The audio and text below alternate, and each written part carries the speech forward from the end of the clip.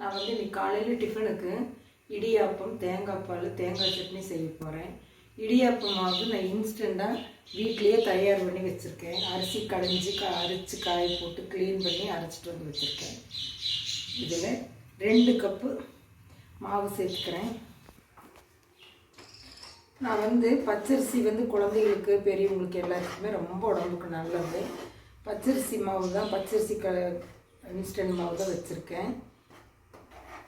இப்போ வந்து நான் மீடியமில் வச்சு வறுத்துருக்கேன். கையில் வச்ச மாவு கருகிரும். இது லைட்டாக சூடானதும் எடுத்து பாத்திரத்தில் சேர்த்துக்கலாம்.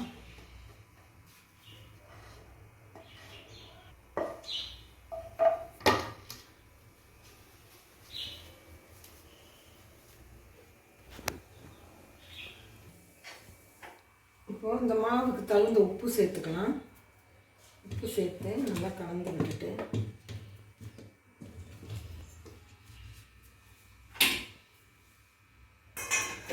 சுடுதண்ணி காய வச்சு வச்சுருக்கேன்.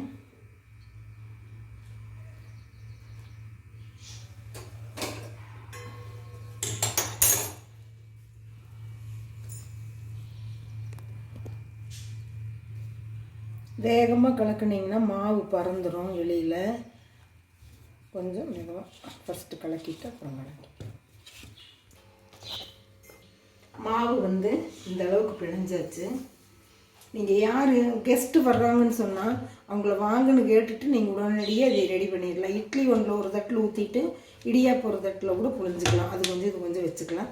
எவ்வளோ சாஃப்டாக பிணைஞ்சிருக்கிறேன்னு பாருங்கள். இதையவே இட்லி அரிசி அரைச்சிட்டு வந்து, இது பச்சரிசி, இட்லி அரிசி அரைச்சிட்டு வந்து கலக்கி இட்லி மாதிரி ஊற்றி அதில் புளியறதுனாலும் புளியலாம். நான் வந்து இந்த புடி வச்சுருக்கேன், இடியாப்ப புடி. நீ முறுப்புடியில் ஓமம் புளி இருக்கிறதுனாலும் புளிஞ்சிக்கலாம். இப்போது கொஞ்சம் தேங்காய் எண்ணெய் எடுத்து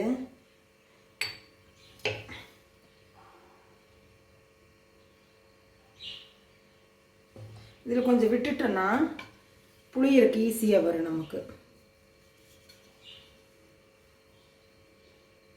இதுலேயே நம்ம இது கூட செய்யலாம், கொழுக்கட்டை கூட செய்யலாம். இதில் நான் வந்து லெமன் கட் பண்ணி போட்டிருக்கேன். பாத்திரம் வந்து கறியாகாமல் இருக்கும், உள்ளுக்குள்ளே சுத்தமாகவே இருக்கும். இப்போது மாவு பிணைஞ்சாச்சு, எண்ணெய் தொடச்சி வச்சாச்சு. இந்த தட்டுலேயும் எண்ணெய் தொடச்சி வச்சுட்டேன். இப்போ இதில் வச்சுட்டு சேர்த்துக்கலாம். அளவாக இருக்கணும். அதிகமாக போயிடுச்சுன்னா மேலே இழுத்துட்டு வந்துடும் மாவை. அதனால் நம்ம அளவாக வச்சுக்கலாம். இது இட்லி அரிசி அரைச்சிட்டு வந்து செய்யலாம். இட்லி மாதிரி ஊற்றி மாவில் கரைச்சி வச்சு ஊற்றி இடியாப்பம் புளியலாம். பார்த்தீங்களா, இப்போவே சாப்பிடலாம் போல் இருக்கா. இதில் வந்து வெல்லம் தூள் பண்ணி தேங்காய் செதறி இது மேலே வச்சு கூட சாப்பிடலாம்.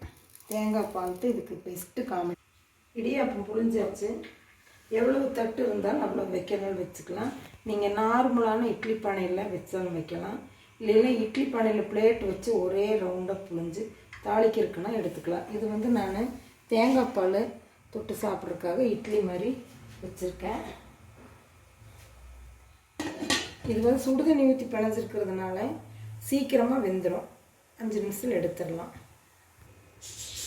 இப்போது இடியாப்பம் வெந்துருச்சான்னு பார்த்துடலாம்.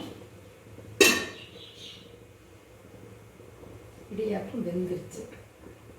உங்களுக்கு எடுத்து காமிச்சிடுறேன். ஸ்டவ் ஆஃப் பண்ணிடலாம்.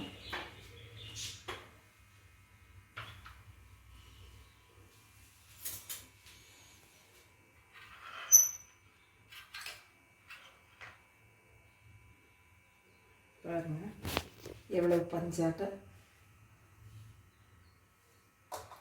வெந்திருக்குதுங்க.